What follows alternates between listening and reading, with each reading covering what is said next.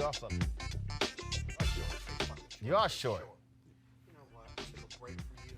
Today is Wednesday, January 29, 2020. Coming up on Roland Martin Unfiltered, a cop in Prince George's County has been charged with murder for shooting a black man handcuffed in his police car. Now, the Prince George's County State's Attorney is looking into two other shootings involving that police officer. We'll talk with the State's Attorney right here in Roland Martin Unfiltered. An exclusive interview with Dr. Bennett Omalu. Of course, he is the doctor many widely credit with discovering CTE. But the Washington Post printed a long article saying he did not discover CTE and pretty much calls him a salesman. He's going to respond to their story right here. The Trump administration has plans to make it easier for banks to discriminate against black people who want loans. I thought he was doing so much for black people. Another man has died in a Mississippi prison, bringing the count up to 13 this year. Also, Virginia is officially the 38th state to ratify the Equal Rights Amendment, clearing the way for court battles over whether the measure can be added to the United States Constitution. And why do stars keep passing up black media on the red carpet at award shows? I'm going to show you a video. Plus, we remember the life of Hall of Famer football player Chris Dolman. Folks, it's time to bring the funk on Roland Martin Unfiltered. Let's go. He's got it. Whatever the miss, he's on it. Whatever it is, he's got the scoop, the fact, the find. And when it breaks, he's right on time and it's rolling. Best believe he's knowing. Putting it down from sports to news to politics. With entertainment just for kicks, he's rolling. It's on go, y'all. It's Roland Martin, rolling with Roland now. He's funk, he's fresh, he's real, the best, you know he's Roland Martin now.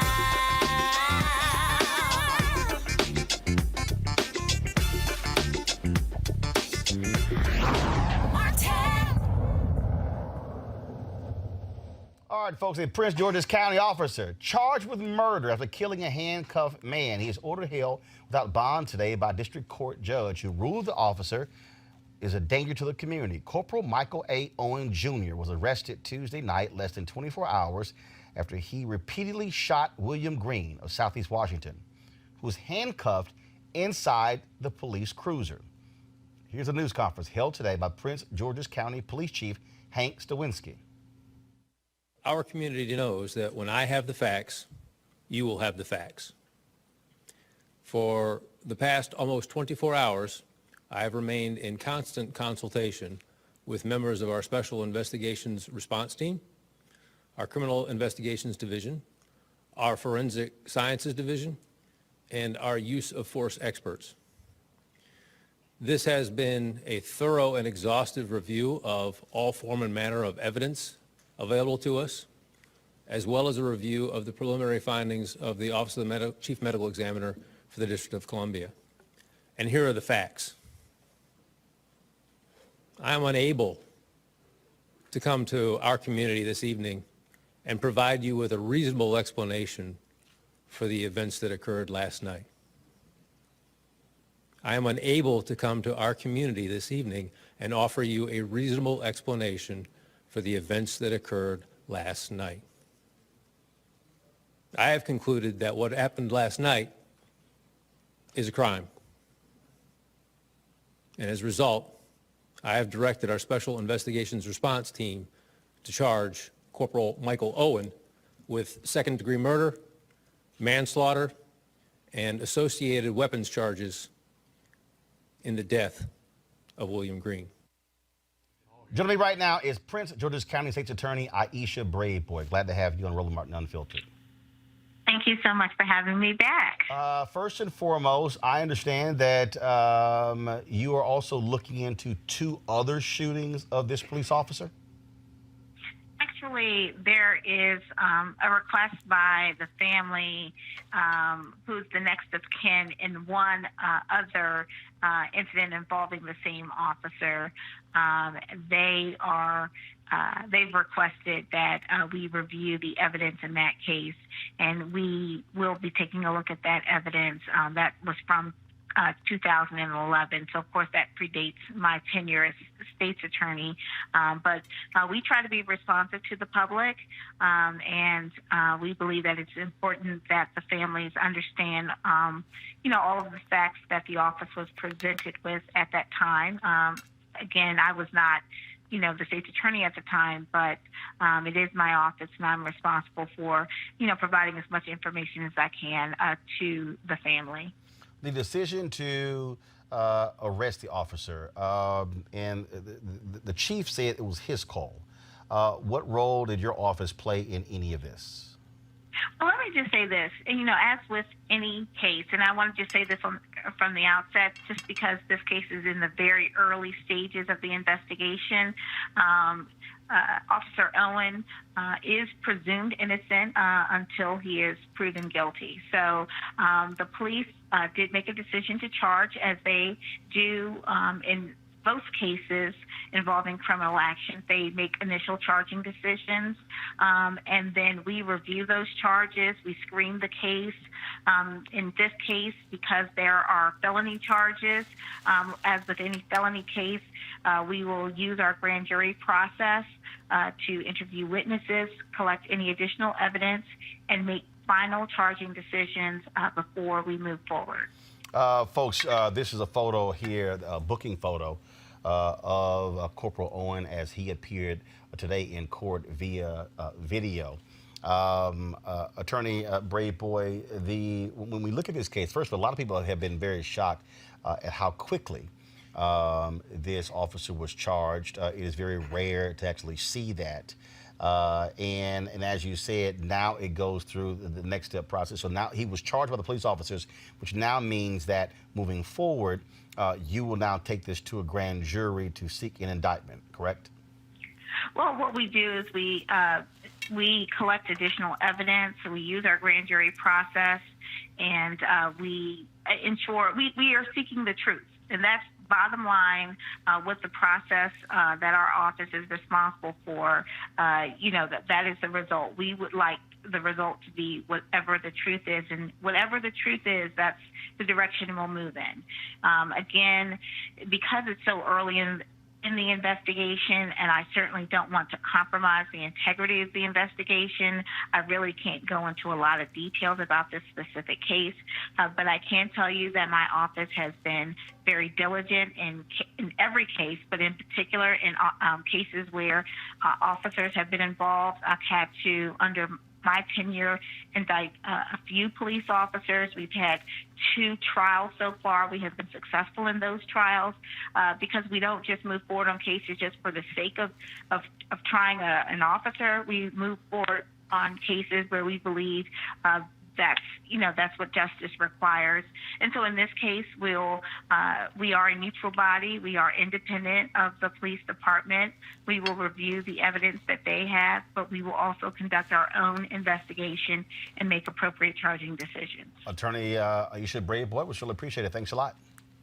Thank you. Let's go to our panel here. Joining us right now is Mustafa Santiago Ali, former Senior Advisor, Environmental Justice for the EPA. Scott Bolden, former Chair, National Bar Association, Political Action Committee. Deontay Johnson, Founder, President, Black Conservative Federation. Start with you, Scott. The fact that this police chief moved this quickly. Shooting took place Tuesday night.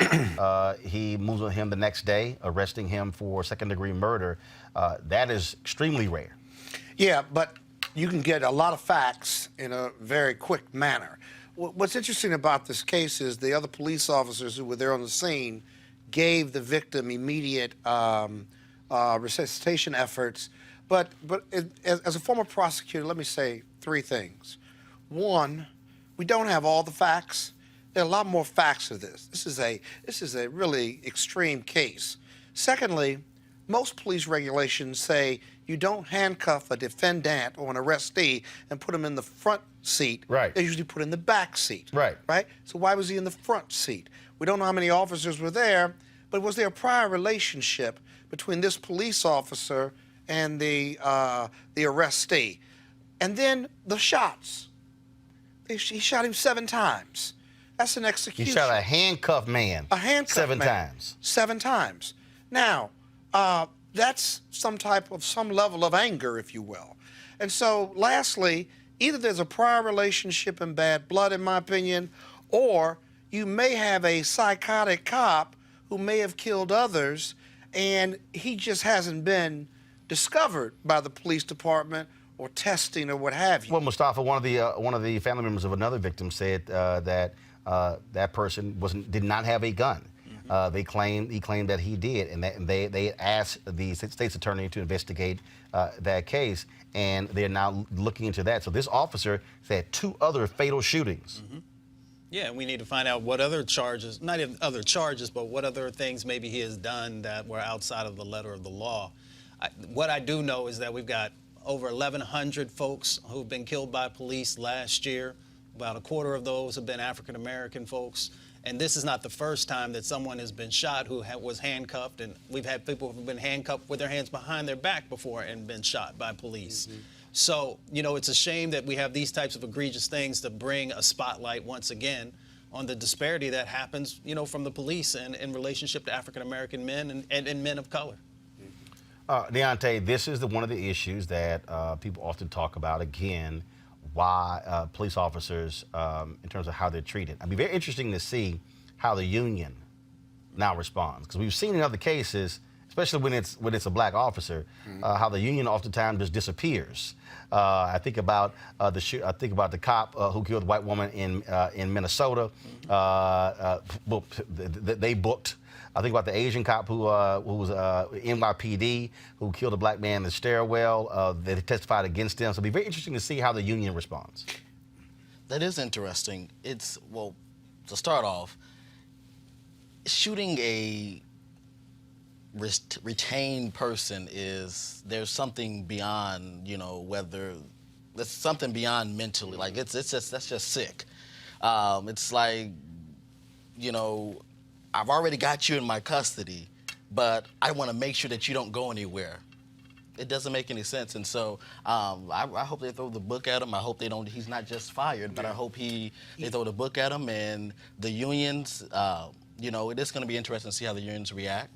And I hope that they react not based upon, you know, any past incidents, but they based upon that you shot a handcuffed man 7 times. Yeah, but Roland, real quick on the police unions, the Maryland State police union legislation or the rules in place allow for a suspected cop who has killed someone to not talk, to not cooperate. And what's significant about that is that the police chief charged this police officer, like the corporal, within, I'd say, less than 24 hours. Right. Which means whatever facts he knows or discovered or was reported, they're pretty confident that they were going to charge him with murder. And again, we don't have all the facts, but they do. Well, it's murder. Well, again, he was charged with second degree. Right. That's what he was charged with. Now, again, and manslaughter. State's Attorney Brayboy, when they go through the indictment, they could actually charge him. They could actually indict him, same charges, or even take it to first-degree murder based upon what they actually find out. So we'll see. We'll certainly see what happens with that. But bottom line is the fact that the police chief moved that quickly is something that's really important, and we hopefully will see take place in other cases as well. Today, of course, you had questions on the floor of the United States Senate for Trump's lawyers as well as House Democrats who are leading the impeachment trial. Was very interesting about what we heard today. First of all, we heard some of the most unbelievable, shocking, crazy, outlandish legal theories. And one of them, of course, was Alan Dershowitz. And the one that really just stood out the most was Alan Dershowitz literally saying that whatever the president wants to do, if he does it in the national interest of him getting reelected, it's perfectly legal. No, he didn't say that. Oh, he did? He could not have said that. Watch this. He could not have said that. The privilege of attending the rolling out of a peace plan by the President of the United States regarding the Israel-Palestine conflict. And I offered you a hypothetical the other day. What if a Democratic president were to be elected and Congress were to authorize much money to either Israel or the Palestinians, and the Democratic president were to say to Israel, no, I'm going to withhold this money unless you stop all settlement growth. Or to the Palestinians, I will withhold the money Congress authorized to you unless you stop paying terrorists. And the president said, quid pro quo. If you don't do it, you don't get the money. If you do it, you get the money. There's no one in this chamber that would regard that as in any way unlawful. The only thing that would make a quid pro quo unlawful is if the quo were in some way illegal. Now, we talked about motive. There are three possible motives that a political figure can have. One, a motive in the public interest, and the Israel argument would be in the public interest. The second is in his own political interest, and the third, which hasn't been mentioned, would be in his own financial interest, his own pure financial interest, just putting money in the bank. I want to focus on the second one for just one moment. Every public official that I know believes that his election is in the public interest. And mostly you're right. Your election is in the public interest.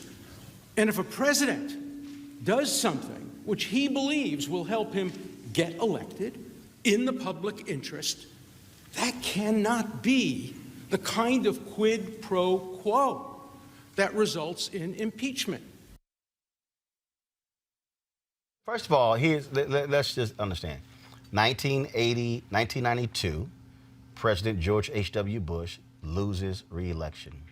He withholds about $3 billion to go to Israel, saying, do not continue with your settlements.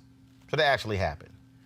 But to listen to him say that, oh, just as long as the president does it, and if he does something to help his own election efforts because he considers his election in the national interest, it's all good. Definitely poor choice of words. Definitely poor choice of words. And poor choice of theory. And poor choice of logic. I am not a legal scholar. Hell, I'm not either. It's definitely poor choice of words. But, you know, I mean, poor choice of words. No, it's not a poor choice of words. It is. This is one of Donald Trump's lawyers advancing a theory that as long as the president's, what he's saying is that the president, Donald Trump, can do whatever he wants as long as he labels it in the national interest. So therefore, his re-election is in the national interest. That is the most illogical thing I have ever heard on the floor of the United States Senate by a so-called constitutional scholar. I'm going to say this. President Donald Trump can do whatever he wants when it's in the interest of national security and his national interest. That's even false. He can do. No, if it's no, gonna, actually, he can't. If it's going to protect national security, if it's going to protect the country as a whole. No, actually, that's simply also not true. So, the president of the United States is not a king. He simply cannot make whatever decision he wants. Now, he could try to cloak it in terms of this is national security, but the president of the United States does not have the right. And please show me anywhere in the Constitution that he can do, you said, whatever he wants. The president of the United States cannot even on his own declare war on a country. Correct. So that right there refutes what you just said. Because if he says this war is in the national interest, he can't do that. Okay, so No, okay, you're right, and I'm wrong. I'm going to give you that one. That was a poor choice. That was my. Your own poor choice of words. So, but I would say this. I would say y'all got a poor choice of words. But I will say this. I will say this. When it comes to protecting national security and protecting the country, I'm right with them. Okay. I'm sorry, you're right with him. What? In protecting our country. But that's not. What is it? That's not the what issue. No, first of all, but this has nothing to do with protecting the country. No, that's not what his argument is. Yeah. You trying to flip the argument. He said, I'm going to focus on number two. What Al Dershowitz said is that if Donald Trump says that my re-election or the re-election of any president, I can cast any decision that I make, that if it benefits me personally in my re-election, I can cast that as being in the national interest. Agree or disagree? I disagree. So what the hell? What are his folks doing? The reality is Donald Trump wanted Ukraine to investigate his political rival to benefit him. Scott, what's crazy about this, DOJ could have, but he didn't ask the Department of Justice. Well, no, but He wanted Ukraine to, and then he said, publicly. y'all got to announce it publicly. That's right, publicly about Biden and his son. The false narrative and the false comparative that Dershowitz expounds on here is laughable. If Donald Trump didn't do that, though, Donald Trump did not say, I need you to take care of corruption. He couldn't say that because that wasn't what he was thinking. He was thinking about the Bidens. And by the way, DOD, 3 to 4 months before, had signed off and cleared Ukraine, having met all the requirements and obligations to allow this money to go forward based on their anti-corruption efforts. Every time Donald Trump has spoken about Ukraine and corruption, which he could say, and it would be acceptable vis-a-vis giving up the money or letting the money go to Ukraine, but every time he's talked gratuitously, voluntarily, in the conversation or in writing or in subsequent press conferences, it has always been about the Bidens, his potential political enemy or adversary. That is the quid pro quo. That is wrong, and that's illegal, and that's why he ought to be impeached. What's laughable to me, Mustafa, is to watch Republicans today all of a sudden, again, John Bolton is a traitor, a turncoat. We shouldn't hear from him. Yep. Okay, and now the White House is even threatening him. You can't release the book. Okay, you can't just say he can't release the book. Right. I mean, he submitted the book to go through the National Security Council process to vet, to ensure that there were not any secrets. Donald Trump, in his mind, says, oh, because you actually had conversations with me and you know how I feel about foreign leaders, you can't talk. No, there are no laws that say that. Right, exactly. You know, this is not the top security issue that they're talking about, and it's just foolishness. I mean, what they're trying to do is just to confuse folks, to muddy the water, so that they can then get to the vote and be able to move forward. And you know, I've had some respect for the counsel before who came before the Senate, Dershowitz, but you know, I don't know if he was having a low blood sugar moment or what is going on with him, because the mess that they've been sharing is ridiculous. And you know, it's ridiculous also when folks come on TV, when they come on shows, and they try and, you know, sort of twist the facts. The president, Not sort of. Yeah, the president made a choice. They twist them. He made a choice to pick up the phone and to, you know, make the call, and for him to have it, as was said, to be about Biden. And here's the thing. If he was serious about helping Ukraine to better protect themselves from Russia, then they would have expedited the funds there. And, you know, they decided not to do that. So for folks to say this is about a national security issue or a security issue, it doesn't make sense. It's not adding up. 1 + 1 is not becoming 2 for them. So, Deontay, why are they so scared of Bolton? Why not have him testify? I mean, he literally has written in a book, and he obviously was in a position to know that Donald Trump absolutely tried to coerce Ukraine and withheld congressionally approved funds in order, and saying, I will release it as long as you announce an investigation of the Bidens. Someone that was fired, resigned, or what have you, why would, if one of your staff, you fired one of your staff, okay, and you were getting ready to testify about something that happened with your organization, and it was a bad fire or disagreement or what have you, what do you think they're going to, what do you think is going to happen during that hearing? I'm sorry, what do you mean? What's going to happen during that hearing? So are you saying that he's lying? He could lie. He could. No, but so what you're saying is that John Bolton, if called to testify, is going to be sworn testimony. This is all hypothetical now. No. Actually, yes. no, it's not hypothetical. If John Bolton, well, he hasn't done if it John yet, so it's Bolton is called, he will be sworn under the threat of perjury. So what you're saying is that John Bolton is going to risk lying before Congress and risk his law degree and risk all of that to lie because he got fired? Have you never seen anyone lie before Congress? Oh, no. And I've seen him. And Roger Stone got convicted. Right. He lied on behalf of your guy Trump, and then he got convicted in the federal court in Florida. Oliver North, Republican, lied in front of Congress, got convicted, later got overturned. I mean, I can show you. John Bolton also is capable. No. Lying. But you're somehow suggesting that because he got fired, that means he's going to lie. I mean, it's the same process. So very simple. Should he testify? You get fired. Should he testify? Well, but here's the deal, though. You get okay. fired. You write a book to make some money, and then you lie. No, actually, everybody who got fired by Trump hasn't written a book. Right. I mean, let's just be honest. Trump has fired a whole bunch of people. Correct. And he's hired a bunch of people who later call incompetent. But maybe the person that's incompetent is the person who hired him. But again, no, that's what you're dealing with here. And so the question still is, Bolton has said this here. Do you not want to hear him? I honestly don't want to see the hearings at all. Why?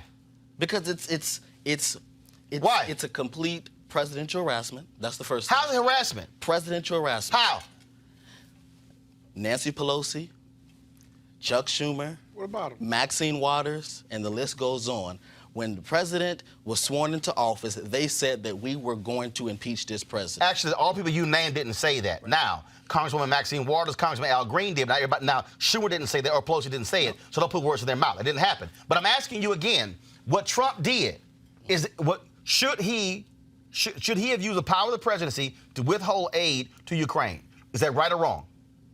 That's wrong. That's wrong. Okay. Is it impeachable? No. Why not? So what is it then? So what you're saying is Congress, which has the authority to regulate these things, they should blow it off? It may not be ethically right, but it's not impeachable. No, I'm sorry, it's not ethically right? Yeah. So it's not ethically right. It's not ethically right to take a president down a witch hunt. It's not ethically right to... Hold on. What's the witch hunt? It's a witch hunt to continue. No, what's the witch hunt? Continue. This is all political gain. It's well, political gain. Here's the question. Did he do this? Did he do it? He should not have done the call. No. Did he do it? He should not have done the call. No. First of all, he shouldn't have done the call, or he should not have asked on the call for them to investigate political rival. There's nothing wrong with making a call. Presidents talk to other presidents. But on the call, he shouldn't have done the call, but on the call, he did not break a law. He did not. I'm sorry. The Constitution, let me be real clear. The Constitution. He didn't say. I'm sorry, let's be real clear. Deontay. He didn't say for me. He didn't say for me. Deontay, the Constitution does not require for a law to be broken in order for a president to be impeached. Now, your boy Dershowitz said that 20 years ago. Now he's changed his opinion. Right. So y'all can make up your mind which one is it now. But the question still again is, did Donald Trump ask the president of Ukraine to investigate the Bidens, and did he in turn tell his people, we're going to withhold the aid from them until they do? Yes or no? Yes. Is that wrong? No. It's not wrong. No. It's not wrong. So what? So what is it? Just we should do it? We should let him do whatever he wants to do? The purpose of him doing it was not personal gain. How so? As everyone if says, it wasn't personal gain, if you're asking them to investigate your political rival, well then whose gain is it for? It's for the country. How? It's for the country. No. How? What was the good? Nice try. If Obama asked. Hold up, Deontay. Nice try. Deontay. Hold up, Deontay. Nice try. Senator Ted Cruz and Senator Lindsey Graham. Today, Senator Lindsey Graham and Senator Ted Cruz literally posed that question today in the impeachment trial. Congressman Adam Schiff stood up and said, yes, and if President Obama had called for the investigation of Mitt Romney or his children, and where it would benefit him, that would be wrong and would be impeachable. Your question has been answered. But it wouldn't do it. One of the things, this whole executive privilege piece, we got to remember, you can't use it as a sword and a shield. So you can't use it to prevent illegal conduct or to protect yourself. And the Supreme Court actually said that in the case of Nixon, which was cited today, that a president, if that person is involved in wrongdoing, cannot use executive privilege to cover up wrongdoing. So last point I'm going to make is this. Where's the crime? You don't need it to be a crime, but if you read the abuse of power article of impeachment, it lays out a crime. It just doesn't call it bribery, but it lays out bad and criminal conduct. And so this whole argument about that's not a crime and it's not impeachable, it is a crime. They just called it abuse of power. And so we have to be really careful to sort through these arguments, these specious arguments the GOP is making, because every time they make one, there is either case law or something that corroborates the falsity of what their arguments are. You can't really get around it. And so, you know, it'll be interesting to see. The Senate is on trial. Their morality is on trial. Their righteousness in the Constitution is on trial. If they don't call witnesses with a straight face, I'll be honest with you, that strengthens the possibility or the probability of a Democratic president winning. I believe that because you got to walk away from the independents and the moderate Republicans, and you're not going to get the Democrats. Mustafa, I'm just trying to understand how you can do wrong, but then say, oh, you should be held accountable, when the only provision that is provided in the U.S. Constitution, you know that document the Republicans say they love, the party of law and order, the only provision to hold a president accountable for his action is impeachment. It's right there in the Constitution. The framers put it in there for that very reason. This is privilege. This is privilege playing out. When someone tells you that this man doesn't have, you know, that he can do whatever he wants. And it's very disheartening for folks not to live up to their responsibilities in the Senate. Thank goodness that the House did. And here's the other thing. Bolton used to be the poster child for conservatism. So for folks to say that they don't trust him now is really interesting. Real interesting. And that's the reason we need to let him testify. Well, first of all, there's going to be a vote on Friday as to whether or not to allow witnesses. And then Republicans want to end this as quickly as possible. The State of the Union address is next Tuesday. The question is, do they have the votes? As of last night, Mitch McConnell said he did not have the votes necessary to stop witnesses. So we'll see what takes place over the next 48 hours. All right, folks, the Trump administration is attempting to reverse Obama-era rules that fight racial discrimination in housing and desegregation of American neighborhoods for a half-century known as the Fair Housing Act. The Department of Housing and Urban Development is completing a regulation scaling back a rule that combats racial discrimination even when it's unintended, such as banking lenders' use of algorithms that disproportionately reject applicants of color.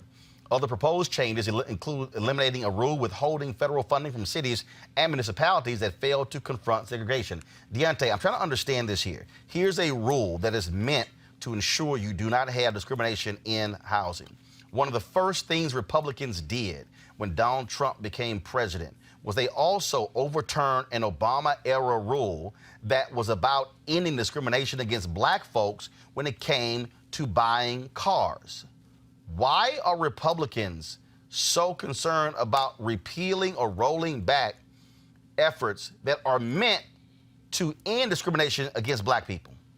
Well, for starters, this is all about hypotheticals. I read the article, and the article is on what the banks would do.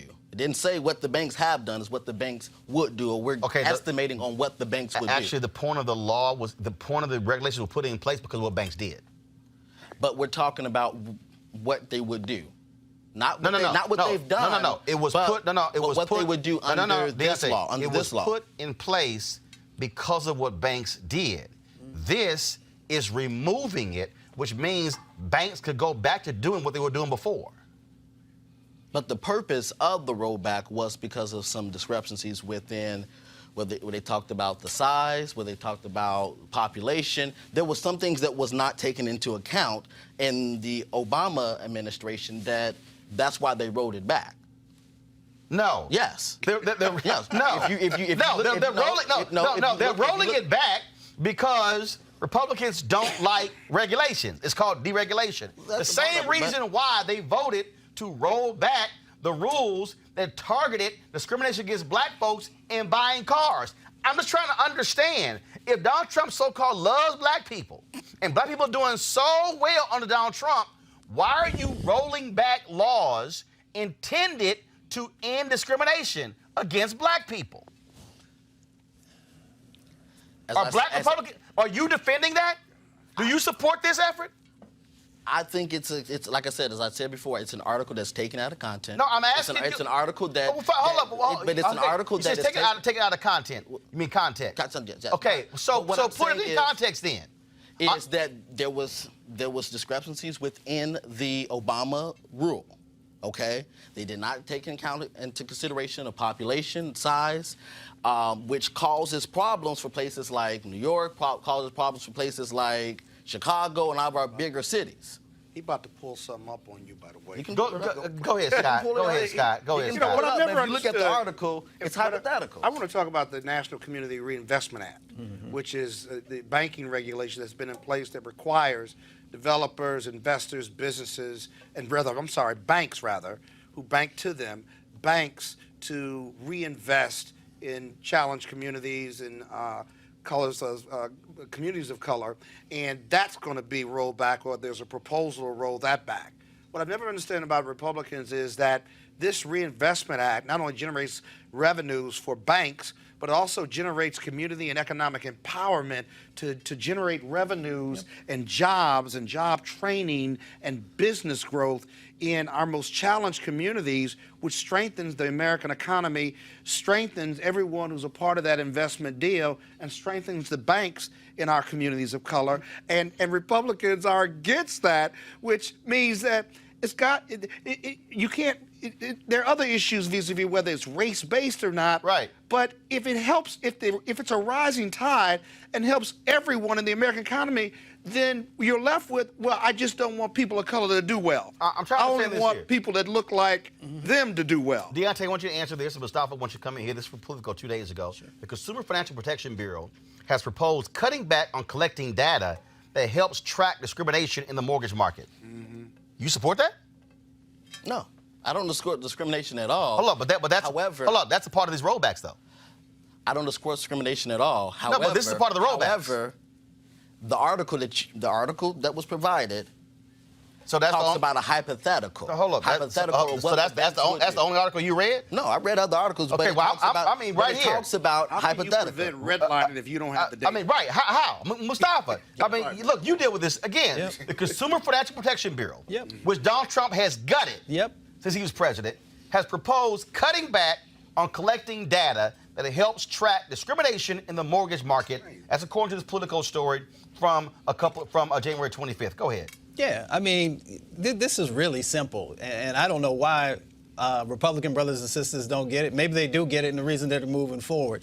This is an attempt to limit power inside of communities. If you are able to garner real estate and build wealth, then you can strengthen your communities. If your communities are strengthened, then they no longer have to deal with all of these other types of things that are going on. They can focus on voting. They can focus and have free time to be able to attend meetings, all these various things that actually help to hold people accountable. And here's the other thing. Since you wanted to raise President Obama's name, so since President Trump has come into office, last year there were 4 million housing discrimination cases. And every year since he's come in, it's increased by 8%. So let's talk about that for a second. If folks are actually trying to do the right thing and help protect folks. So you can go ahead and Google that. Also, answer this, Deontay. This is from the same Political story. The Act, this is the Fair Housing Act. The Act outlawed discrimination in housing. It also required communities to work to end segregation. But a government audit in 2010 found that HUD's enforcement of the law was largely ineffective.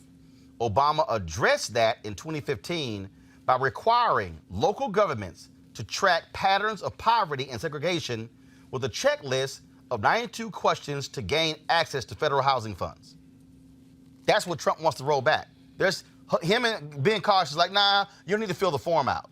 So, to Scott's point, how do you know there's discrimination if you aren't tracking to find that out? So, in essence, forget all the data, no need for any of that. It's just gonna happen. How do you do that if you don't have the data? We should have the data. I am not saying that there should not be data. Okay, Deontay, I'm confused. I'm not saying there should be data. You're saying it shouldn't be, but the rollback is to stop collecting the data. What I'm saying is when we talk in percentages of the bank, when we're talking about the banks, that's all hypothetical. That's all I said was that it's a hypothetical of what the banks could do. No, it's not. It we is. literally have 100 years of history. Did you have a problem buying your house? Hell yes, I do. Hold on. See? Okay. See? Here we go. See, What are here's you the deal. mad about? Deontay, What are you here's mad what you about? do. Never ask a question. The ass don't know the answer. When my wife and I bought our house, my first wife, bought our house in Mansfield, Texas. Okay? Now, both of us, at the time, we're making in excess of $400,000. Okay. The bank saw our income and asked us, they wanted to see deposit slips. Okay. That shit ain't in the law. There's nowhere it says that I have to supply you. They want to see actual deposit slips. We ain't giving your ass no damn deposit slips. But even with the current law that Stop, Obama stop, has, stop, stop. or even the You current still- law, you but still- but even with the current law, they can still do that same thing. Okay, they can still discriminate. They can still discriminate. This is what you still missed. The point of the data is to actually uncover those things. What the Obama folks did here was they said to cities, you have to submit actual plans to lay out how you're going to end segregation in housing. Ben Carson says, oh, this is too cumbersome. It's too much red tape. Tell that to the black folks who are discriminated against. Tell it to the black people who lost 53% of all black wealth due to subprime loan crisis. If we did not have data, we wouldn't know those things. You're unable to prove discrimination if there's no data to actually show it. So, for them wanting to sit here and roll it back, that's exactly what it is. And here's what's interesting. White homeownership, 73% today. Black folks at its lowest level since 1968. So why in the hell would the administration who you support would be wanting to roll back what's already at its lowest point since 1968? Red tape does not stop discrimination. It's not going to stop discrimination. It damn sure can limit it if I can prove it. It ain't going to stop it. Well, hell, first of all, America's still a white country. So we know they ain't going to stop discrimination. Correct. So as you just said, when you bought your house in Texas, they asked you for stuff that wasn't even legal for them to ask. And guess what? If I was one of those folks who didn't know the law, I could have gotten screwed by the very bank, could have been denied my loan as a result. But when I let their ass know, they realized I'm one of them Negroes they were afraid of and allow us to read. Just because I was able to get my loan does not mean, Mustafa, other black folks have not been able to get their loans. To your point, when you're able to show the level of housing discrimination that we've seen in this country. Go ahead. So the best thing that you could do is educate more people so they won't have that. The best thing I can do, Deontay, the best thing that I can do is to educate people, have lawyers on, and fight the Trump administration from rolling back these sort of procedures which actually help folks. And what you are doing are making excuses for Trump. You cannot tell me during the Obama administration that these problems did not happen. Dude, let me read again. But you cannot. Hold on, stop. Let me read slower. You can let me read slower. But you cannot tell me that those problems did not happen under the Obama administration. Slower. You cannot tell me that people was not discriminated when they went to the bank for the loan. I'm going to take my time to read this. Read it. The Fair Housing Act outlawed discrimination. Let me go to a paragraph earlier. Obama tried to add teeth to the Fair Housing Law, which passed in 1968 within a week of the murder of Martin Luther King Jr., as deadly riots swept through largely black neighborhoods in cities across the country. The act outlawed discrimination in housing. It also required communities to work to end segregation.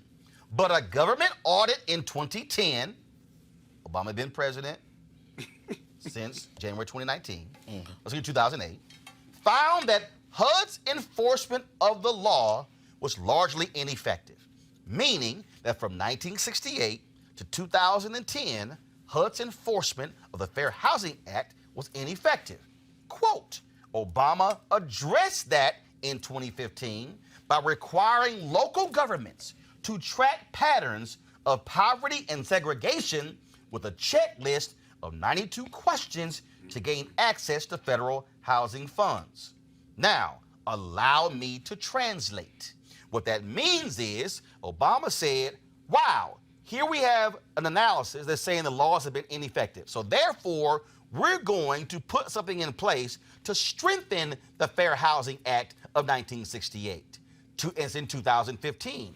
Here we are in 2020, and for the last 2.5 years, Donald Trump and Ben Carson have been trying to roll that back because, as Carson said, quote, Carson called Obama's system too burdensome and said last year that it was actually suffocating investment in some of our most distressed neighborhoods. This month, he moved towards scrapping the tracking system with a proposal that doesn't include the term segregation.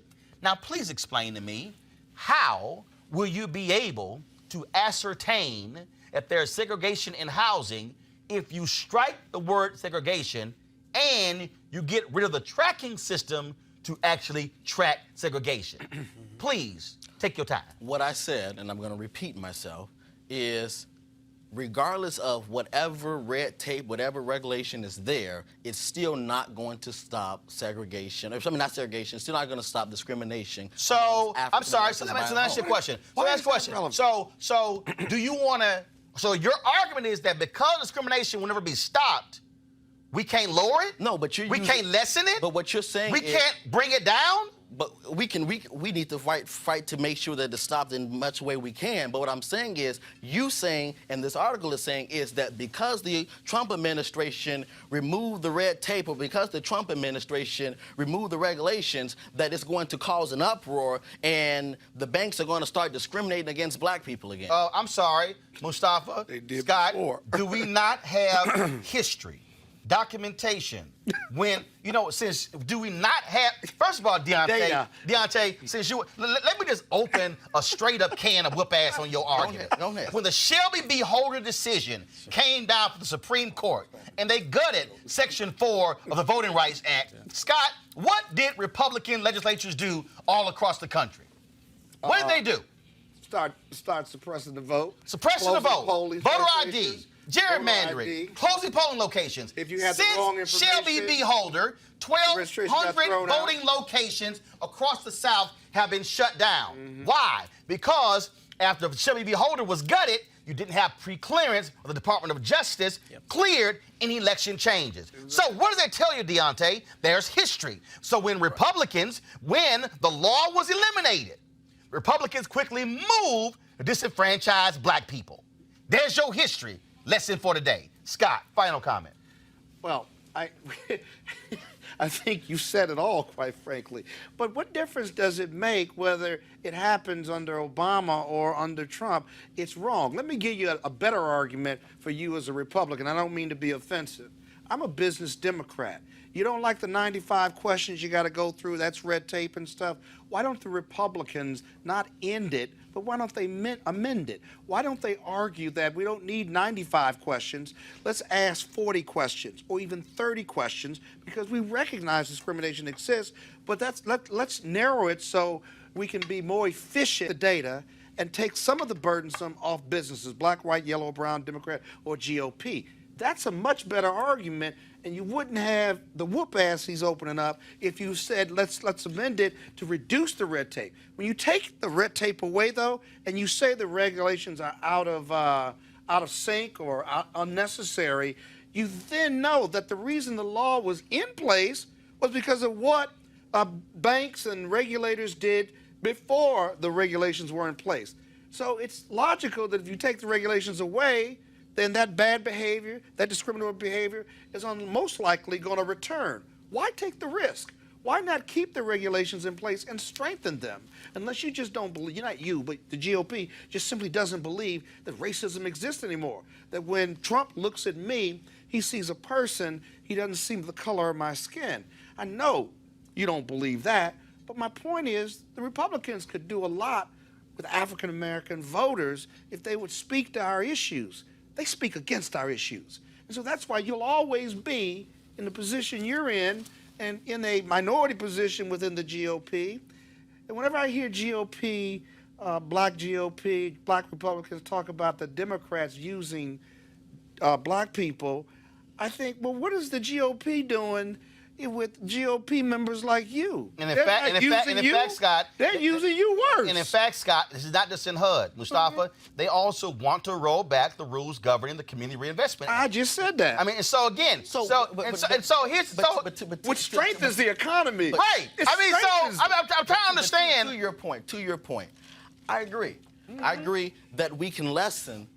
I agree. He gonna run with that argument. I gave it to him. No, but I agree. I agree. I feel sorry for him, Roland. No.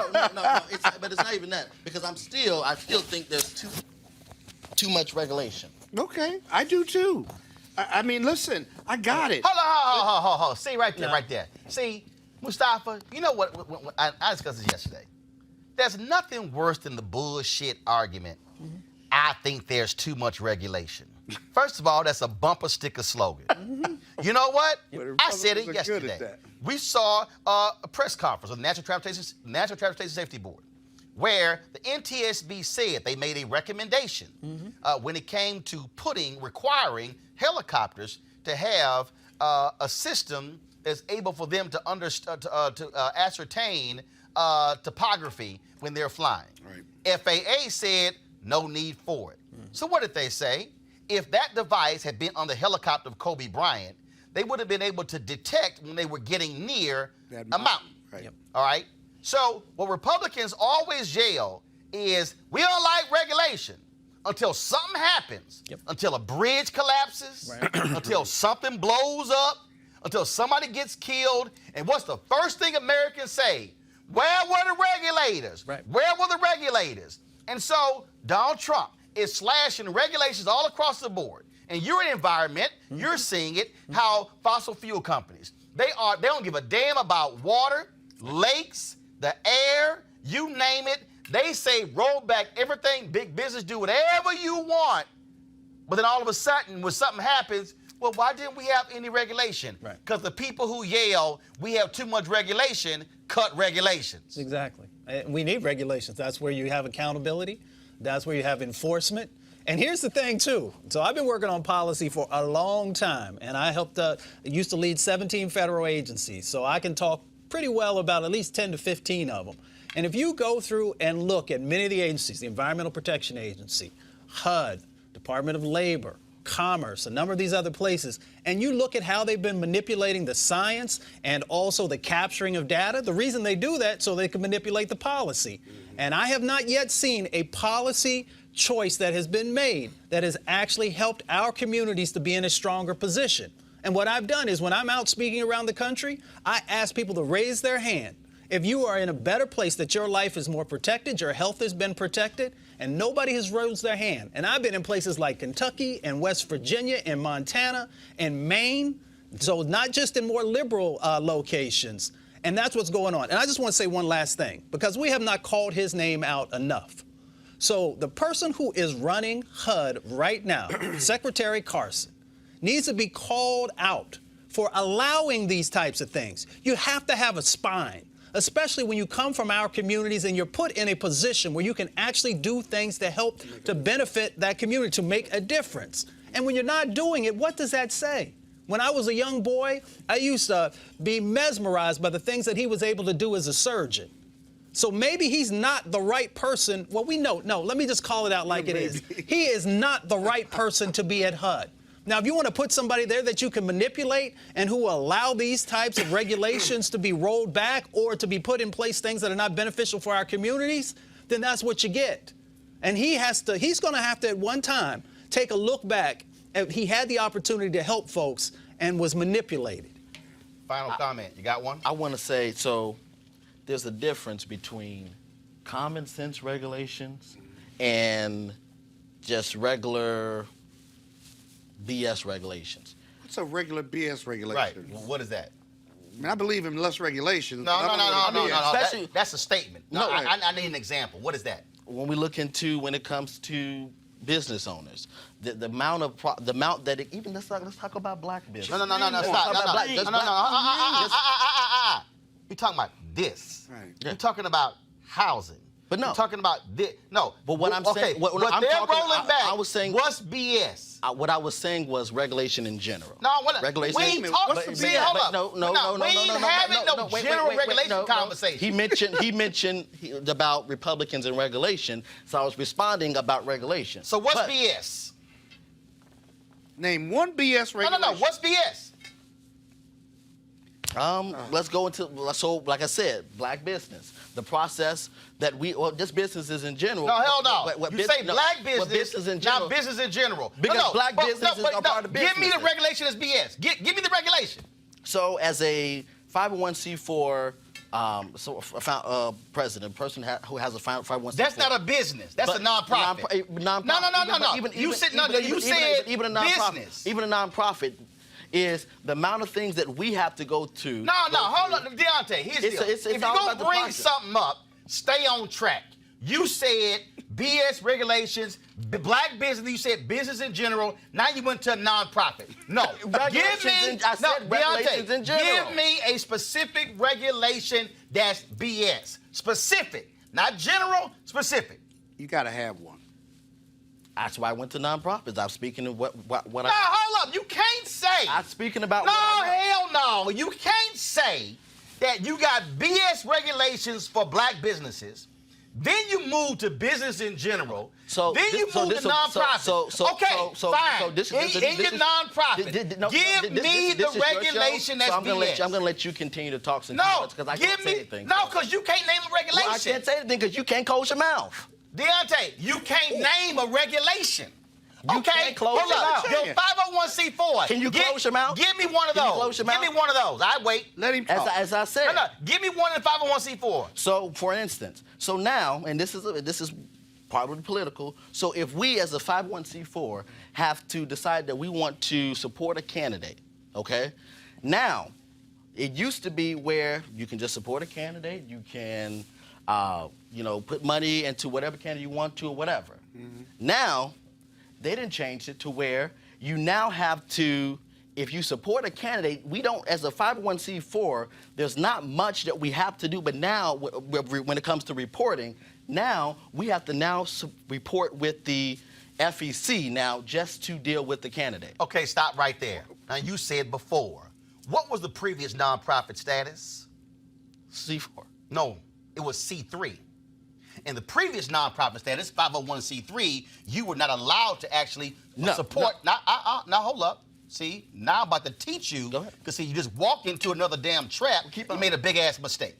There used to be a 501c3, and a 501c3 could not endorse They still can't. They still can't. Allow me to finish. A 501c3 cannot endorse a political candidate. Correct. They can support issues. But why are we talking about 501c3 and I'm talking about 501c4? Because I'm about to educate you. The IRS allowed the creation of a 501c4 for individuals, organizations to be able to be involved in politics. So, for instance, the NAACP, when George W. Bush ran for president in 2000. NAACP is still a 3. See, right there. See, if you shut up and learn something, just pay attention. The NAACP had a 501c3 and a 501c4. The NRA has a 501c3 and a 501c4. The National Rifle Association Foundation is their 501c3. The National Rifle Association is the 501c4. The NAACP in 2000, when George W. Bush was president, NAACP is a 501c3. But they created a 501c4, which allowed for them to run the commercial of dealing with James Berg being dragged down and targeting George W. Bush. So guess what? Organizations have a 501c3 and a 501c4. The C4 provision says, yes, you can support candidates, but we require you to file paperwork because the commercials that you run are aiding a candidate, so we've got to ensure that they are abiding by the law of the Federal Election Commission. Now, what you complaining about is why do we got to file the paperwork? Because you can't be involved in supporting a candidate if you are unwilling to file your paperwork. Now, you bitching about some paperwork when all you got to do is fill a damn form out. So, if you don't want to fill a form out, stay a 501c3, but now you can't support the candidate. So stop whining about some paperwork because that's required to ensure you don't have folks buying elections. That's why there are rules. You have to source the funds. That's it. Simple as that. Just saying. But next time, dog, if you want to complain about BS regulation, have one ready. Don't ever get caught on television again. It don't look good. Got to go to a break. Now come I back. know why Roland doesn't get media hits. No, actually, I don't get media hits. Guess what? Because you don't know how to talk to people. I don't? No. Guess what? You are the most disrespectful person on TV. Let me ask you this question. Who was on ABC This Week with Stephanopoulos on I Sunday? saw that. No. And so, you didn't act like that, though. You didn't act like hold that. up. Hold up. like Guess that. what? Would you like? I sure question Alice Stewart when she raised the talking like point. you talking now. Because guess what? Who's sitting in this host chair? And here's the deal. And Deontay, this is real simple. Deontay, this is real simple. No, it's real Deontay, simple. this is real simple. It's real simple. You embarrass yourself. No, it's not that. Deontay, you embarrass yourself when you come on and you do not have facts to back up your argument. It has nothing to do with embarrass. It's just, it's common sense. I know Deontay, your mama taught you you. asked Deontay. I know your mama taught you. Actually, let me help you, Deontay. My mama and my daddy. See, I had a daddy in my life.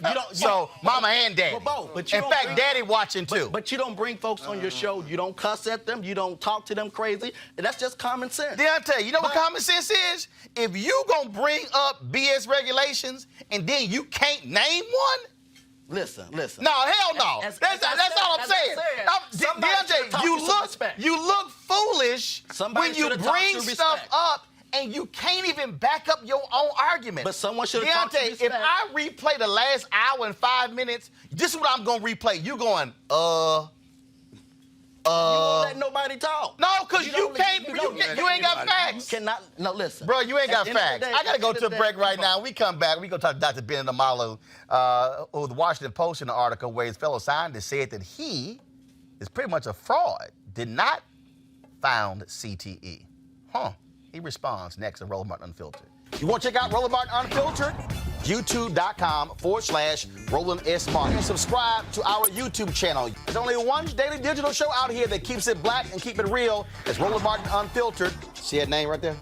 Roland Martin Unfiltered. Like, share, and subscribe to our YouTube channel. That's youtube.com/Roland S. Martin. And don't forget to turn on your notifications so when we go live, you'll know. You want to support Roland Martin Unfiltered? Be sure to join our Bring the Funk fan club. Every dollar that you give to us supports our daily digital show. There's only one daily digital show out here that keeps it black and keep it real. It's Roland Martin Unfiltered. Support the Roland Martin Unfiltered daily digital show by going to RolandMartinUnfiltered.com. Our goal is to get 20,000 of our fans contributing $50 each for the whole year. You can make this possible. RolandMartinUnfiltered.com. Join Dr. Jackie Hood Martin as she engages others to think like a leader. Are you looking to enhance your leadership or that of your team in 2020? You can join her newest online course, the Mastermind Group, How Successful People Think. She will be your guide as you learn timeless leadership principles to apply to daily living. The offer expires February 28th, so register at www.livetolead.com/Leesburg. That's livetolead.com/Leesburg. Since 2005, when Dr. Bennett Omalu first reported finding widespread brain damage in a former NFL player, concerns about CTE have inspired a global revolution in concussion safety and warned of a crisis for America's most popular sport. Omalu's discovery, which was initially ignored and then attacked by NFL allied doctors, inspired scientific research that forced the league to acknowledge a link between football and brain disease. But according to a recent story published in the Washington Post, there's consensus among a lot of folks in the brain science community that Omalu routinely exaggerates his accomplishments and dramatically overstates the known risk of CTE in contact sports. They also believe that Omalu did not discover or name the disease. Joining me right now to respond to the Washington Post article in this exclusive interview. The first time he's commented since it was published is forensic pathologist and neuropathologist Dr. Bennett Omalu. Doc, welcome back to Roland Martin Unfiltered. Hi, Roland. How are you? Thank you for having me. So the Washington Post dropped this story, and the first thing they say is that you have overstated the fact that you discovered CTE. They also said, according to these various scientists, that you didn't even name it, that that name has existed for decades. How do you respond? Okay, how I responded 18 years ago, these were the same claims the NFL made. But the NFL did not go to the pages of a newspaper. We went to the scientific domain. They published a scientific paper, and I responded. And that crushed it. And suddenly, they are coming back in a very dubious way to go to the pages of a newspaper and make claims that are very reckless and very dangerous. The moment you begin to attack scientists like myself on the public domain, that is not good for science. You come up with a hypothesis like I did in 2002 after the Mike Webster case. Before Mike Webster, we knew of dementia pugilistica. So the NFL attacked me and said the Mike Webster case was not dementia pugilistica. I said, yes, it's not dementia pugilistica. Then what is it? That we may be getting it wrong. We've always believed this only affected boxers, that it did not affect only boxers, that it affects everybody who has suffered from traumatic brain injury. And instead of calling this disease dementia pugilistica, we had to give it a new name. The big question was, what name do we give it? I couldn't call it dementia footballitica or Mike Webster's disease or football dementia. I had to give it a name with a name that is already in the literature. Because if I don't give it a name that is already in the literature, it wouldn't pass the Daubert principle of law. It would be dismissed in the court of law as a novel idea. And so to say, oh, because I wasn't the first to use the name that I didn't discover a disease. There's a word I want to use, but I don't want to use it here. It's irresponsible. It's reckless. Why do you think they did not make these claims on the pages of a science journal or a science paper? Because no journal will publish that. That is very silly and stupid. So my comment is we need to ignore such reckless claims. And I think the colleges of physicians across the world should speak out and condemn such cowardly acts. So, Doc, I got to ask you this question. I got to ask you this question. So this is what the Washington Post says. Omalu did not discover CTE, nor did he name the disease.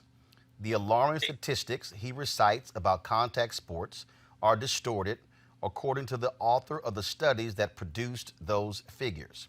And while Omalu cultivates a reputation as the global authority on CTE, it's unclear whether he is diagnosing it correctly, according to several experts on the disease. Okay. I was the first to publish a paper on CTE in football players, on CTE in wrestlers, CTE in mixed martial artists, CTE in the military.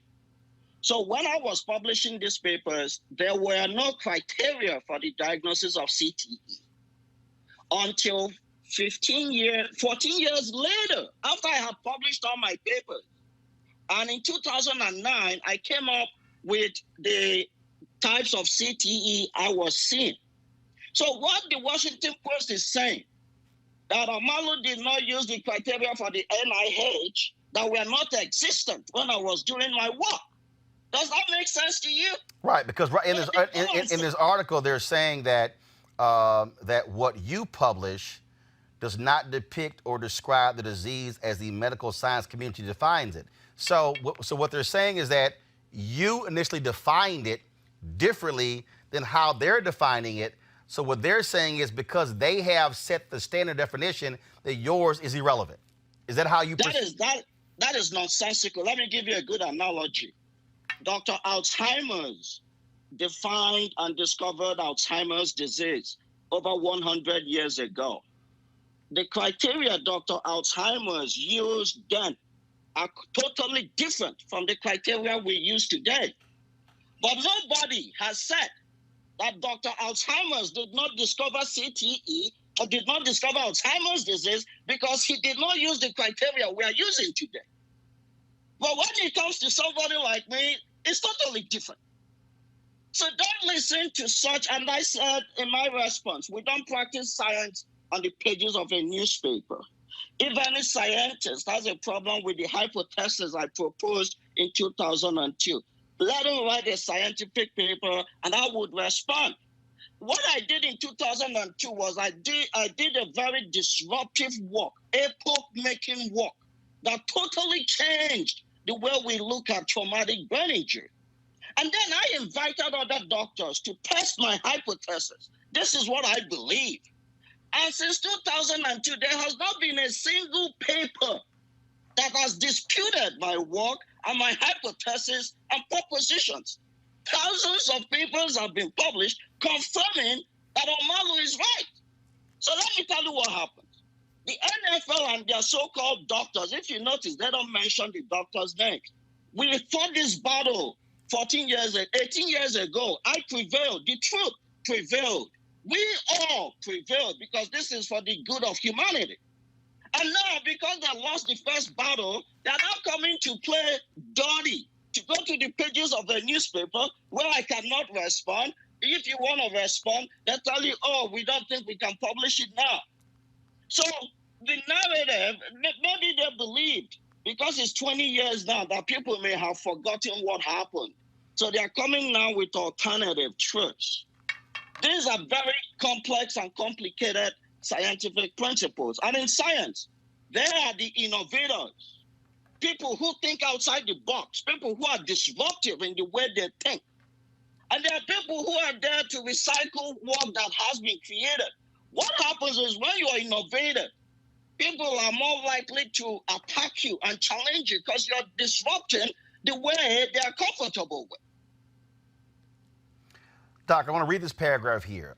Stephen Dikoski, a neurologist and deputy director of the McKnight Brain Institute at the University of Florida, was one of Omalu's early collaborators. In a phone interview, Dikoski said he and Omalu knew in 2005 they had not discovered a new disease. Dikoski knew the disease as dementia pugilistica, however, and agreed with Omalu that they should rename it because Webster hadn't been a boxer. Omalu suggested CTE.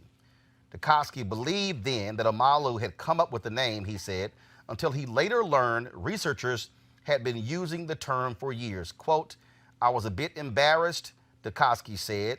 He said he has no idea why Omalu continues to claim he discovered and named the disease. How would you respond to what Stephen Dikoski said? If you look at the Mike Webster paper, I was the primary author. Dikoski was a co-author. I wrote the paper. So Dikoski, who was a much senior, Dikoski is now retired, the much senior doctor. He didn't know what I did on day-to-day basis while writing the paper. So what I did in 2002 was I introduced a new concept. That this is more than boxers. This is not dementia pugilistica. That the way we've been thinking about this disease for hundreds of years is wrong.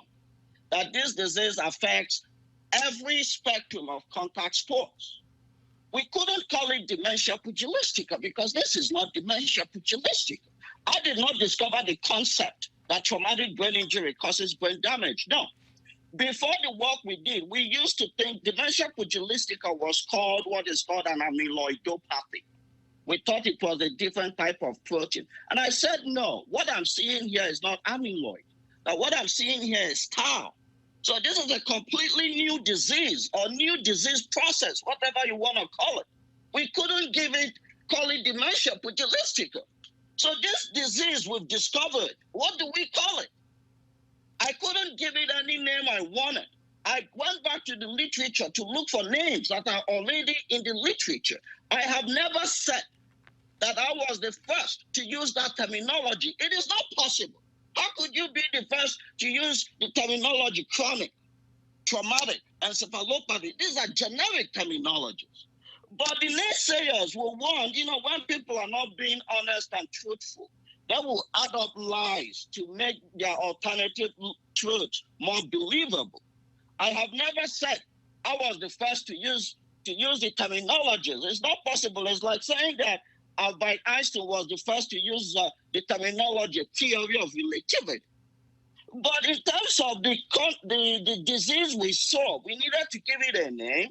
And because of a principle called the Daubert principle, people could research it as D-A-U-B-E-R-T. I couldn't use a new name for it. So I used names already in the literature to name this disease we've discovered. I made several hypotheses in my paper that other scientists should test my hypothesis. And guess what? I was proven wrong. CTE has become an accepted disease, even a household name. Everybody, including my 9-year-old son, knows what CTE is. The science has moved forward. So why are we going back to what happened 18, 20 years ago? What do you think is at play here? Do you believe that there are other doctors, scientists, researchers who want to be the leader in this? This is sort of like when folks were dealing with HIV and AIDS, and you had these different doctors across the globe who were trying to be the first to discover this or discover that to go down in history.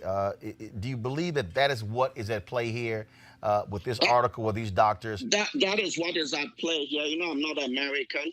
I'm a foreigner who came to America to discover a disease in America's most popular sport. Many American doctors find that embarrassing. And there's been a narrative to displace me. But what I want to share with the world, I'm a Christian. Today, I performed 9 autopsies. I'm very aware of my mortality. Look at Kobe Bryant died last weekend. I could be dead tomorrow. What does it beget you to inherit the whole world and lose your soul? Because you want to be recognized for something Omalu was recognized for, you're willing to destroy Omalu's name just for your own self-aggrandizement. That is what is called wickedness. And people should see it for what it is. This happened 18, 20 years ago. I've moved on. What I'm working on now is how to find ways to diagnose CTE in living people and to treat CTE. I've moved away from how CTE is diagnosed. Let other people take care of that. I'm moving on to the next frontier. I mark my word, when I do the same work, some other person will come to take a benefit for it. And I've been told, Roland, I did not grow up in this country. But African Americans have told me that, look, Bernard, what you're experiencing is a repeat of precedents of the experience, the Black experience in America. That is what I've been told, that I should stand strong, let my work speak for itself. So let me ask you, my work has existed now for almost 20 years. How come suddenly, 18, 20 years later, people are beginning to talk about what happened 20 years ago? And when I did my work, these were the same narrative the NFL made, the same narrative they gained to impeach me, to discredit me. But they did it on the pages of science journals. They did not do it on the pages of a newspaper written by a sports writer who doesn't have any science background. Many of the things said in that article are bogus, are shameful, and sometimes I wonder, I hold America in very high regard.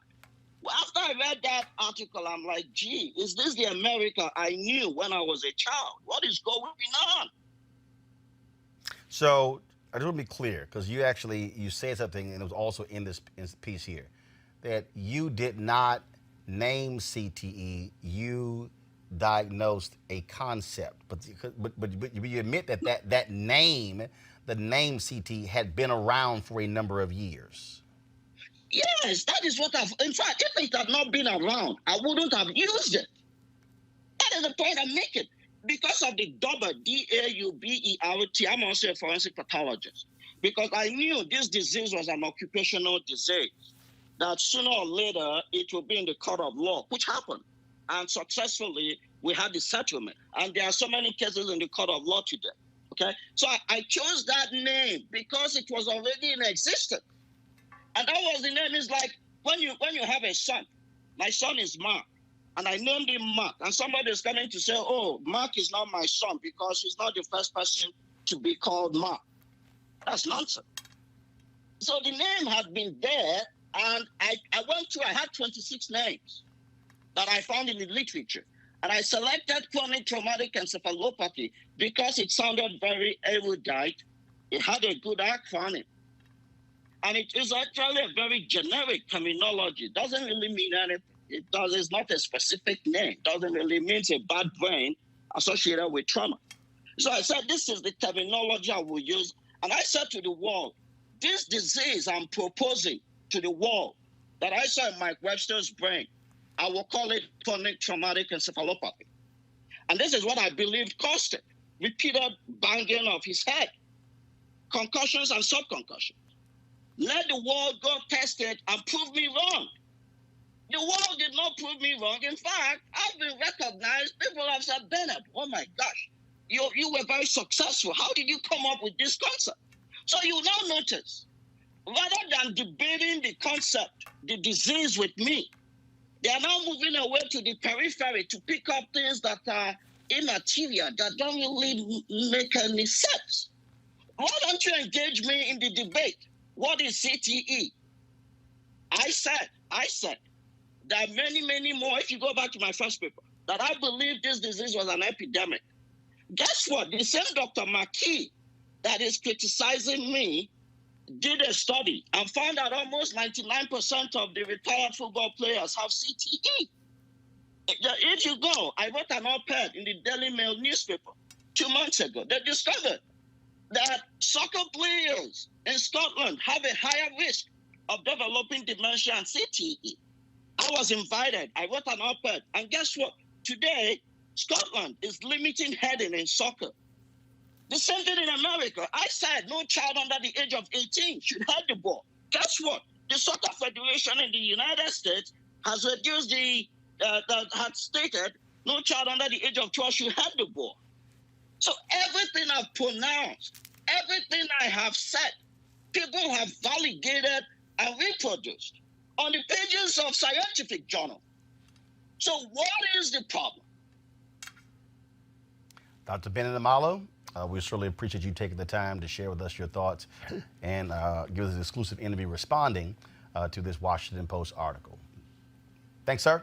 Thank you so much, Roland. All right. I want to go to my panelist, Mustafa.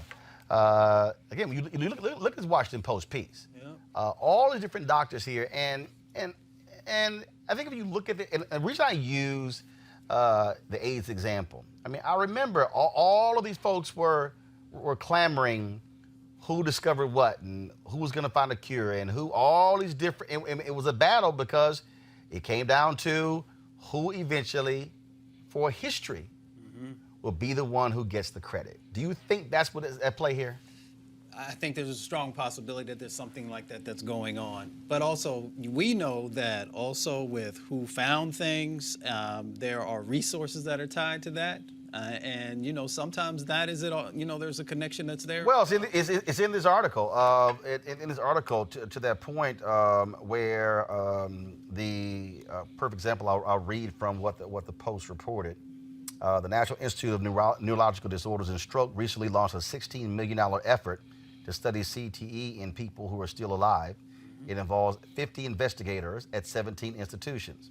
Omalu said he believes racism also played a role in his not being included in that group.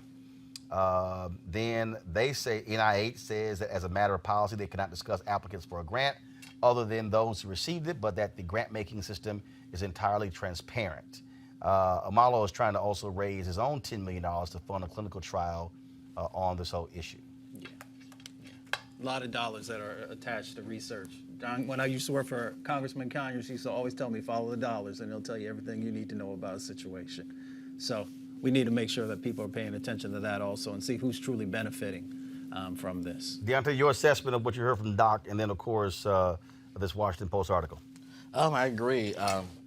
You know, it's all about the dollars. It's all about the Benjamins, and you definitely want to, you know, who gets the credit also based upon, you know, where they want to put the money.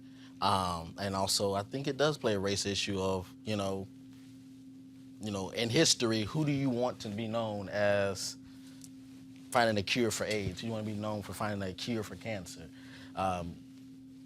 You know, so I think that's where I'm at with that. Again, it was very interesting to read this article, so I certainly appreciate Dr. Omalu for coming on the show, sharing his thoughts. Got to go to break real quick, and then we'll come back with our final story back on Roland Martin Unfiltered in a moment. You want to support Roland Martin Unfiltered? Be sure to join our Bring the Funk fan club. Every dollar that you give to us supports our daily digital show. There's only one daily digital show out here that keeps it black and keep it real as Roland Martin Unfiltered. Support the Roland Martin Unfiltered daily digital show by going to RolandMartinUnfiltered.com. Our goal is to get 20,000 of our fans contributing $50 each for the whole year. You can make this possible. RolandMartinUnfiltered.com. On Monday and Tuesday, the Congressional Black Caucus is calling for an emergency national summit of African American leadership on Monday, February 3rd. There will be a convening taking place at the Hyatt Regency Washington Capitol Hill. We will be there live streaming the event as well. Then on February 4th, on Tuesday, there's going to be a day-long session taking place in the United States Capitol at the theater there as well. And so this is about focus on the 2020 election, but also the U.S. Census. And so the Congressional Black Caucus Political Action Committee will be holding the event on Monday, and the CBC will be holding the event on Tuesday. For more information, go to cbc.house.gov/2020 summit. That's cbc.house.gov/2020 summit. Virginia officially became the 38th state to ratify the Equal Rights Amendment on Monday. This will likely lead to court fights over whether the measure can be added to the Constitution. State lawmakers made history earlier this month when each chamber of the General Assembly separately approved ratification resolutions. On Monday, the House and Senate took the final procedural step of signing off on each other's measures. Here's the announcement. So this is it. This is the day that Virginia becomes the 38th and final state needed to ratify the Equal Rights Amendment into the United States Constitution.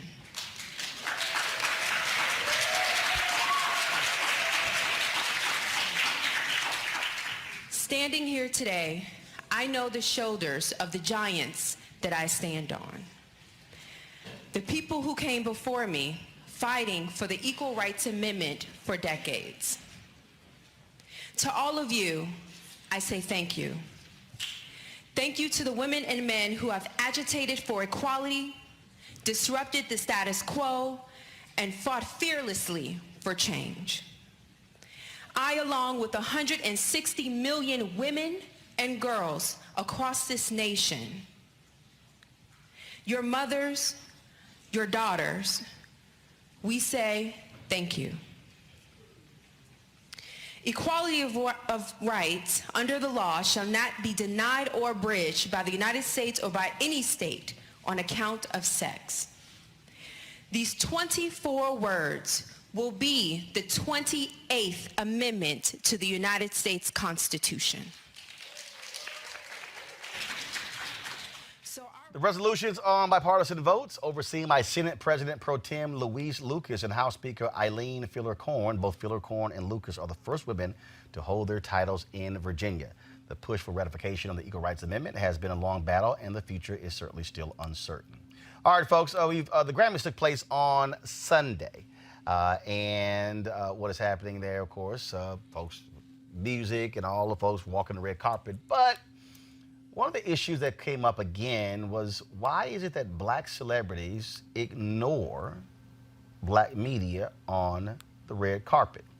Now, black media folks have been complaining about this for a number of years, not only at the Grammys, but at the Emmys, at the Oscars, all of these major award shows, how many of these publicists will simply just walk their clients by, because also what happens is they put black media at the end of the carpet, and so you go through all the major media outlets first, and then they're tired of talking, so it's like, oh, I gotta get inside, and they bypass black media. Well, Black Tree Media, first of all, Black Tree Media, which has covered the show for the last 14 years, they were there with their cameras this year, and actually decided to show what took place. Check this out. Hey, Gucci, come on, man. Do it for the black media, Gucci.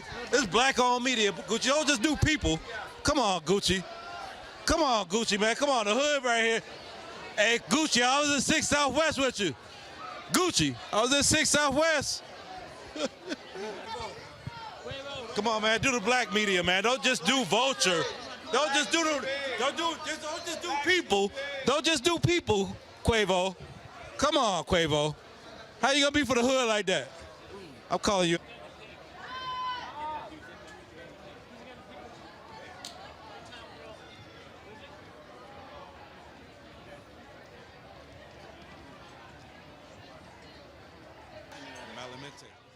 Joining us now is Jamal Finkley, show creator of Black Tree on TV.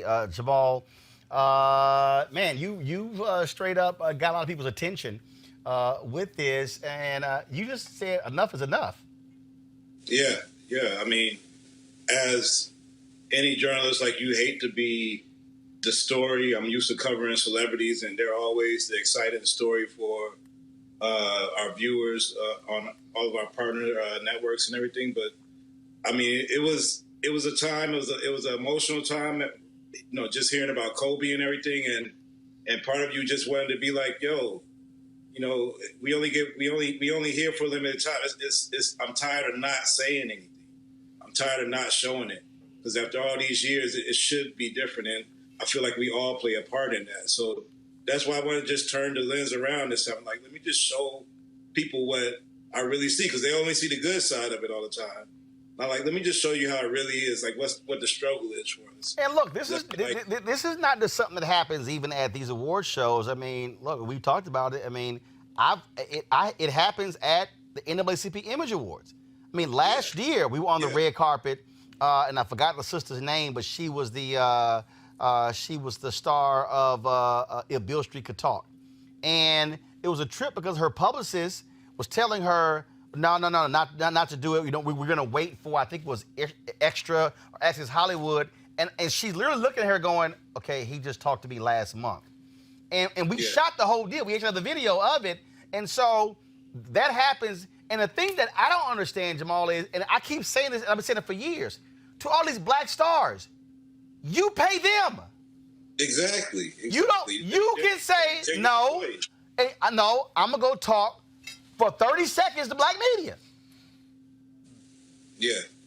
I mean, it's disheartening, and when like the whole other side of it, that I was next to a string of 3 black media outlets, and allhiphop.com and The Grape and EUR Web was a bit down, and these ladies and gentlemen that's working in the industry got their hair done, got nice suits, people are being paid, and it's just like, this is work. We're here to get content, to share with our viewers, to tell a story, and if you guys just ignore us like this, how do we survive? But the other deal, Jamal, let's just be honest. These same folk beg us to come on our platforms before they blow up.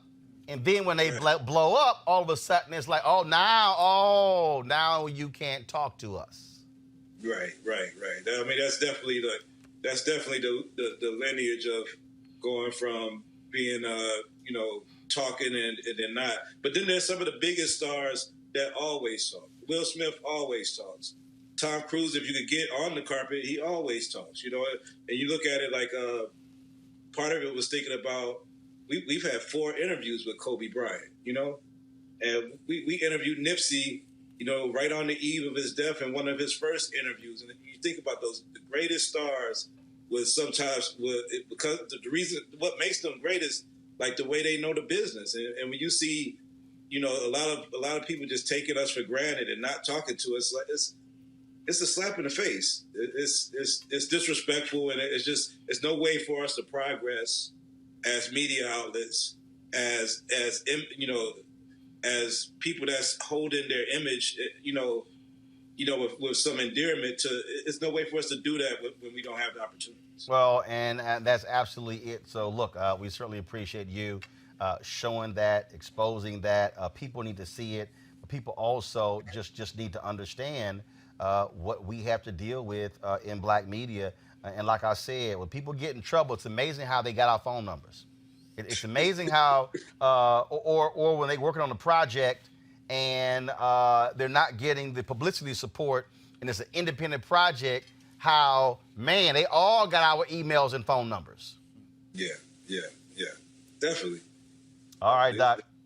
There's a lot of facets to it, man. I just hope, like, this conversation, although, like I said, I'm uncomfortable being a part of the story. I mean, I just hope this conversation leads to, some bigger solutions. So just us looking in the mirror, the publicists looking in the mirror, the studios, these award show staff. Like, I think, like, everybody needs to look in the mirror and say, like, if we're going to be accountable for everything, if we're going to respect everybody in 2020, if we're going to be moving into this right direction, we need to like stop ignoring what's an obvious, just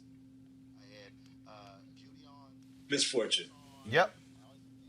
All right, Jamal, I appreciate it, man. Thanks a lot. Thank you, Roland. This is the thing, Mustafa, that people, I appreciate Jamal, thanks a lot, that people don't understand that's real. That when you're in black media, how you get dissed and ignored. Yeah, I mean, you gotta take care of home. And, you know, for folks coming up, you should treat folks the same way when you get to the top. But you made the best point, is that, you know, you are paying folks, and stop allowing them to herd you. Stop allowing them to tell you who you can and cannot speak to, and make sure that you are supporting, you know, where you come from. Deontay, that's the thing that, I mean, look, this can apply to politics. Same thing happens when you have politicians who don't necessarily want to do what's right. Then all of a sudden, you got to call them out when they'll quickly call the Washington Post and the New York Times and those folks, and then they ignore black media. Then, of course, a story crops up dealing with past racial comments, and next thing you know, boy, they know how to call black people left and right. I think it's the same thing even as a strategist, how hard you work to get a candidate in, and they get elected, and 2 years later, whatever, you know, during the off year when they're not running, you hear nothing from them, or when it's a scandal, oh, they need you. Or even just a black organization, even black Republican organization, and I've seen this with white Republicans and black Republicans, is that when you need something, when nothing's going on, you don't hear from them. But when there's a scandal, especially if there's a black issue, oh, yeah, I'm going to call the Black Conservative Federation and see if they can release a statement. I want to play this here. This is an interview that I did with Kerry Washington a couple of years ago where we actually talked about this. I should have it up. Go to it. Preach. I've been in black media more than anybody else. And I have interviewed a lot of people, political entertainment. And I've told many people this, what I appreciate is your deal has been, I am talking to Roland. I'm doing this media. 2012, we were back and forth trying to get you on, talk about scandal. I had Judy on, I had Columbus on. And I remember we were standing, I was doing a live shot, and you about to do a live hit, and we didn't realize we were standing next to each other. And so we hug, and you turn to the ABC person, you are getting me on TV One. Yeah.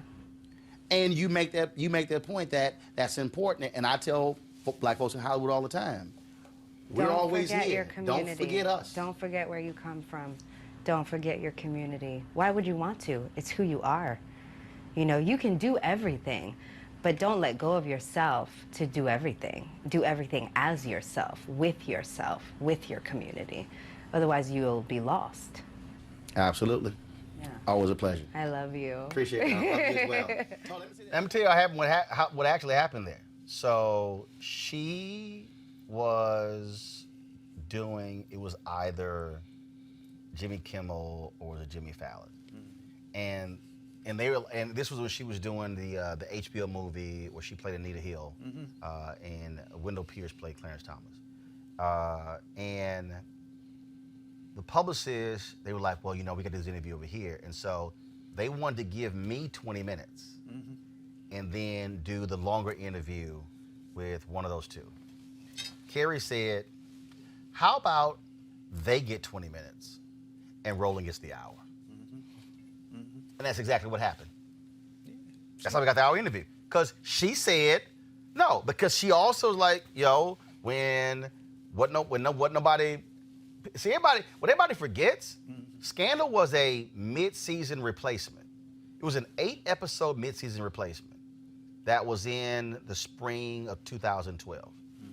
They were not put on the fall schedule in 2011. She told me about the show in 2011. And I sent the first tweet out when they didn't get picked up on the fall schedule. All these people talk about they call themselves these gladiators. No. I sent the first tweet out saying my disappointment, Scandal didn't get picked up. People didn't realize is that Scandal only had a 13-episode commitment in the fall of 2012. Because the ratings kept getting better, ABC said, let's do a full season of 22 episodes. Okay? So all you people who watch Scandal, if you see the episode where Tony Goldwyn, playing the president, he suffocates the Supreme Court justice, that was supposed to be the season-ending and show-ending episode. But then they got picked up, so they were like, oh, damn, because those episodes are already canned, like, okay, we got to figure out how to restart the show. So Kerry was like, yo, who was riding for me before the New York Times and People Magazine were calling? And that's why she did that. And so that's why that's important. And so I hope by Jamal calling out those black celebrities that they will have some level of consciousness and tell their publicists that, yo, if I got to be inside the doors in 15 minutes, I'm going to cut some stuff short here. I got to make sure that I do it down there. Even if you got 3, 4, or 5 folks down there and they all do an interview together, that way they're all able to get some stuff you can't do individual. That's fine. But that has to happen. And I'm telling you, for y'all who don't realize it, it's a whole bunch of people in politics and a whole bunch of people in business and entertainment who do this stuff to black media all the time. I've run 3 black newspapers, 2 black cable networks, black website, black magazine. I've seen it, and I personally cussed some folks out and made clear I will not play that game, because demanding that you're going to respect what we bring to the table.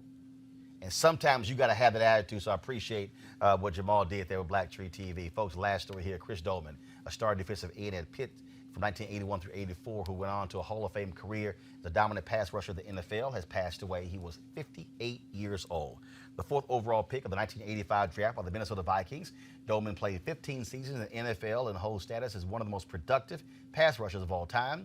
Defensive end and outside linebacker, he was an 8-time Pro Bowler, earning 6 berths as a member of the Vikings and 1 each as a member of the Atlanta Falcons and San Francisco 49ers. Dolman received his Pro Football Hall of Fame enshrinement in 2012. He died of brain cancer. He had a brain tumor that was removed last year. Certainly our thoughts and prayers go out to his family. All right, folks, that's it for us today. Don't forget to support Roland Martin Unfiltered by going to RolandMartinUnfiltered.com, joining our Bring the Funk fan club.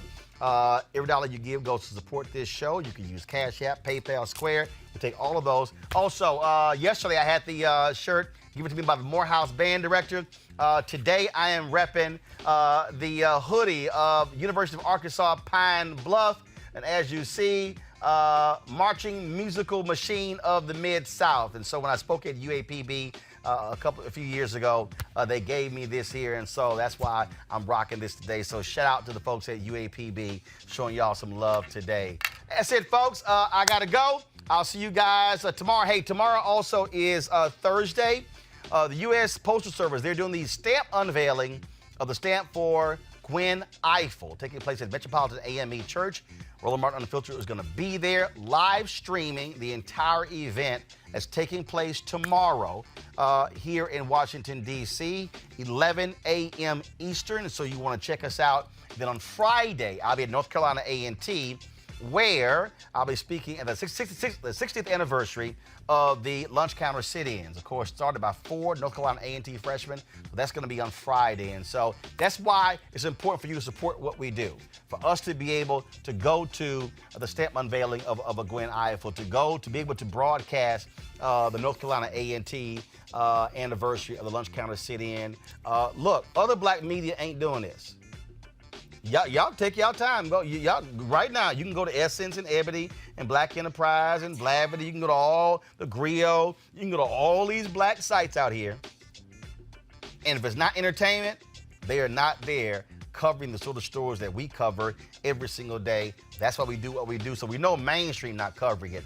And that's why we're the only black media outlet that's doing this. That's why we need your help to remain black-owned and independent. So please support what we do by supporting Roland Martin Unfiltered by going to RolandMartinUnfiltered.com. All right, folks, I'll see you tomorrow. Holla!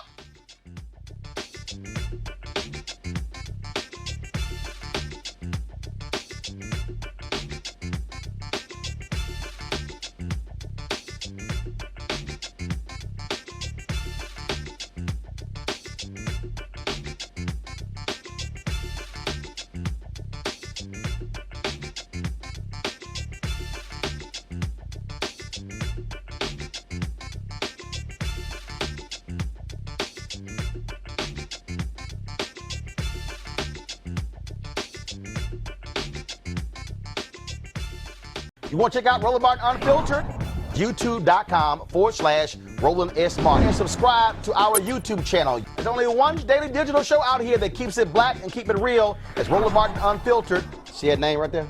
Roland Martin Unfiltered. Like, share, and subscribe to our YouTube channel. That's youtube.com/Roland S. Martin. And don't forget to turn on your notifications so when we go live, you'll know it.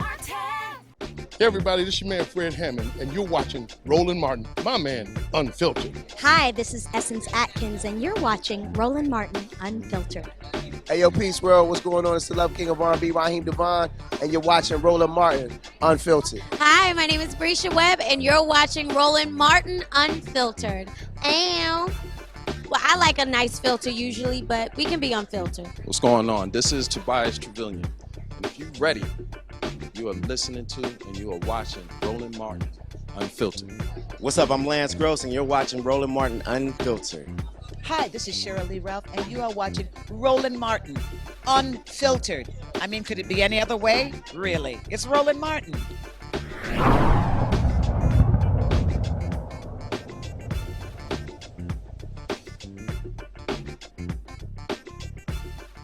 You want to support Roland Martin Unfiltered? Be sure to join our Bring the Funk fan club. Every dollar that you give to us supports our daily digital show. There's only one daily digital show out here that keeps it black and keep it real. It's Roland Martin Unfiltered. Support the Roland Martin Unfiltered daily digital show by going to RolandMartinUnfiltered.com. Our goal is to get 20,000 of our fans contributing $50 each for the whole year. You can make this possible. RolandMartinUnfiltered.com.